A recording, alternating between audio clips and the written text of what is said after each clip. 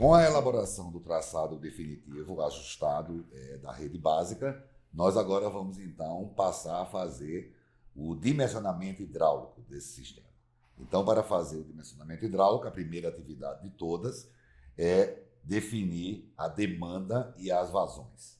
Então, para definir essa demanda, nós usamos, em essência, as mesmas considerações, os mesmos métodos que se usa para a elaboração de qualquer tipo de projeto de saneamento, seja de abastecimento d'água ou seja de esgotamento sanitário, inclusive dos sistemas convencionais. Então, para isso, nós usamos estudos populacionais, fazemos a identificação da população atual da área, com base em informações de censo, com base em informações disponíveis em organismos municipais ou federais, e com base também em planos e projetos e estudos de tendência, definimos a população futura ou a população de saturação dessa região ao longo dos anos. Então, é um estudo populacional, clássico.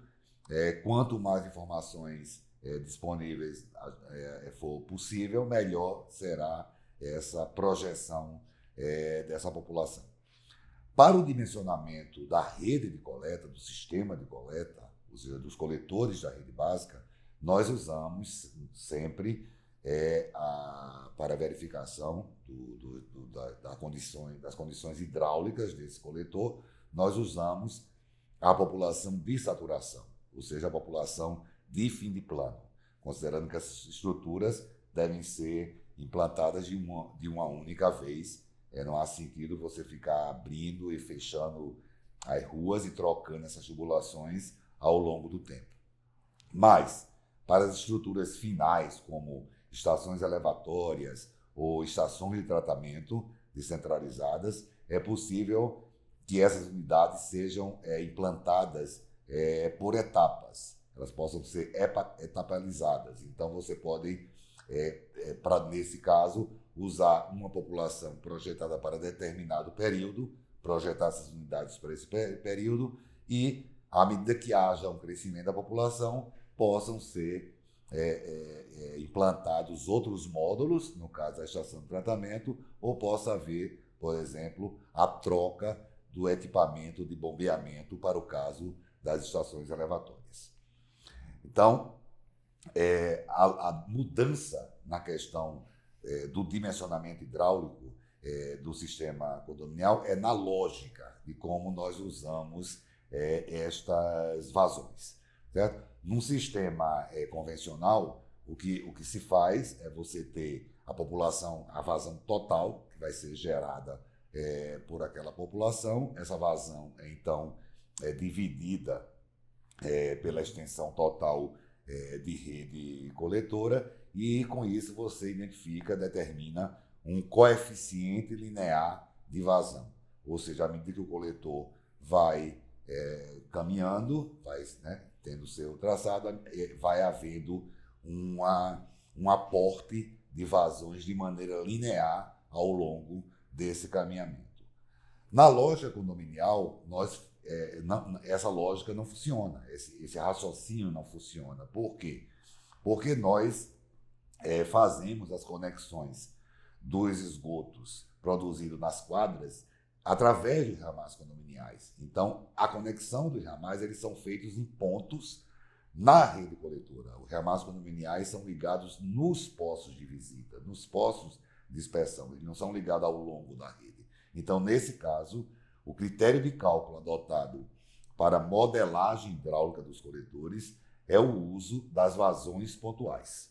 Então, em cada PV da rede, em cada poço de visita da rede, nós vamos, então, considerar a vazão produzida por aquela quadra, que vai variar, logicamente, de quadra para quadra.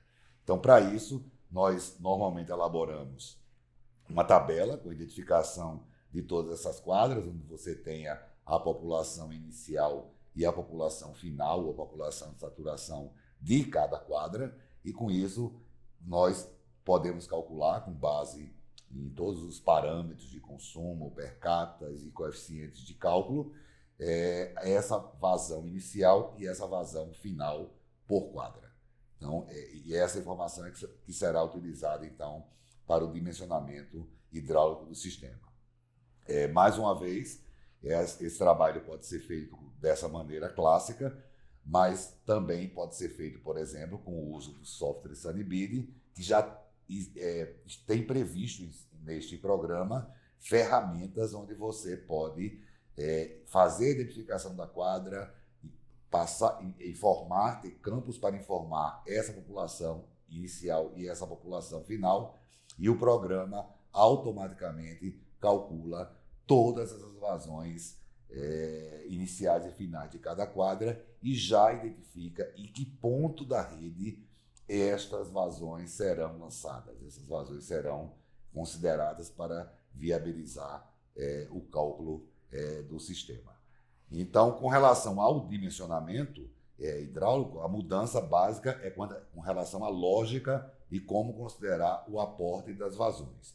Agora, e com relação ao dimensionamento hidráulico, não existe nenhuma mudança nos critérios de cálculo, na forma de cálculo, ou seja, toda a hidráulica do sistema é a mesma hidráulica usada nos sistemas convencionais, com todos os critérios, parâmetros, coeficientes previstos na literatura, previstos nos livros, previstos nas normas técnicas, com relação à velocidade, à lâmina, à tensão trativa, a todos os critérios técnicos que precisam ser obedecidos pela hidráulica. Então, não há nenhum tipo de mudança com relação à hidráulica. Então, a mudança é em relação à forma, à lógica como essas vazões vão ser consideradas, que é muito mais próximo da realidade dos sistemas convencionais. Alguns critérios ou parâmetros que usamos com relação a essas considerações que não são necessariamente de hidráulica, mas com relação, por exemplo, à profundidade mínima, é muito comum que nós passe a adotar a profundidade mínima que seja necessária, quer dizer, apenas necessária para o cumprimento de duas condições fundamentais, que seria, primeiro, garantir a conexão da quadra, quer dizer, garantir a conexão do ramal condominial a esta rede. Então, essa rede ela tem que ter uma profundidade que garanta que o ramal condominial será entroncado, será ligado neste ponto. Essa é a primeira condição. E a segunda é a questão da proteção física das tubulações. Então, a profundidade mínima para garantir a estabilidade física das tubulações, que isso existe variações em função, inclusive, do tipo de material que vai ser usado para as tubulações. Em geral, nós usamos para coletores que vão ser colocados em passeios, em áreas verdes protegidas, um recobrimento mínimo, ou seja, em uma profundidade, consequentemente, de 65 centímetros quando esse coletor estiver no passeio. Claro que tem que ser atendido a primeira condição, que é a profundidade necessária para garantir a interligação do ramal condominial. E em ruas onde você tem tráfego de veículos, nós usamos como recobrimento mínimo 90 centímetros. É lógico que esses critérios, esses dados, não são critérios universais que possa ser usado em todo local. Então, esses critérios eles devem ser adequados às normas e aos procedimentos de cada local, de cada país, ou às vezes até de cada operadora do sistema que tem suas próprias normas. Mas é muito importante ter em consideração que não existe que essas profundidades sejam ajustadas à necessidade. Não é porque existe uma profundidade mínima, um recobrimento de 1,20 m, que eu não possa ser flexível para mudar esses critérios, para adequar à necessidade, com a garantia da estabilidade, da segurança física das tubulações, e só porque está previsto em uma norma para uma determinada realidade, eu não possa fazer ter flexibilidade para esse tipo de mudança. Isso é muito importante. A outra questão é com relação à questão dos diâmetros. Então, os diâmetros também, você tem diâmetros mínimos de rede que variam bastante nas normas de cada país. Tá certo? Não existe também um critério universal, apesar da hidráulica ser universal. Né? As normas da hidráulica são as mesmas para qualquer lugar do planeta. Existem normas específicas de países, em função da indústria ou de outras questões, com relação a diâmetros de rede coletora. O importante é que o diâmetro mínimo, ou o diâmetro que seja adotado na rede coletora, seja o diâmetro necessário para o cálculo, para atender às condições de funcionamento hidráulico daquele trecho. Isso é a questão mais importante. Quer dizer, então, nós não podemos abrir mão da hidráulica, mas devemos ser flexíveis com relação à questão de adotar diâmetros que fujam um pouco dos padrões clássicos convencionais. A mesma coisa é com relação aos dispositivos de dispersão. Os dispositivos de dispersão clássicos de uma rede coletora são os famosos poços de visita, que são estruturas caras, pesadas, normalmente de concreto, promoldado. Então, em vários casos, onde nós temos redes coletoras com menores profundidades e com diâmetros pequenos, menores, nós podemos substituir essas grandes estruturas, esses poços de visita, por caixas de dispersão com menor diâmetro, uma estrutura mais leve e, consequentemente, muito mais barata.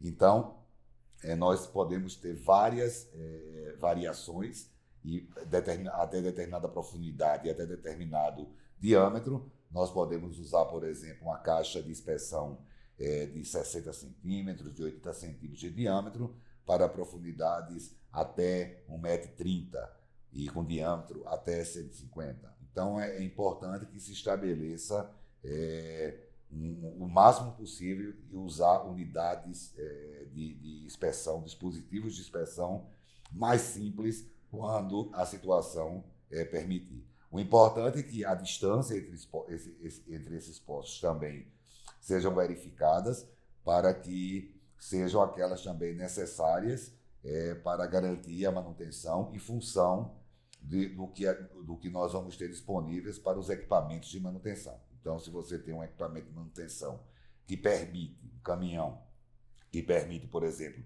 você fazer a operação e manutenção de um trecho de coletor até 120 metros, a distância máxima desses PVs deveria ser essa. Normalmente, nós recomendamos, que é o caso mais comum, que a distância entre esses poços seja de, no máximo, 100 metros.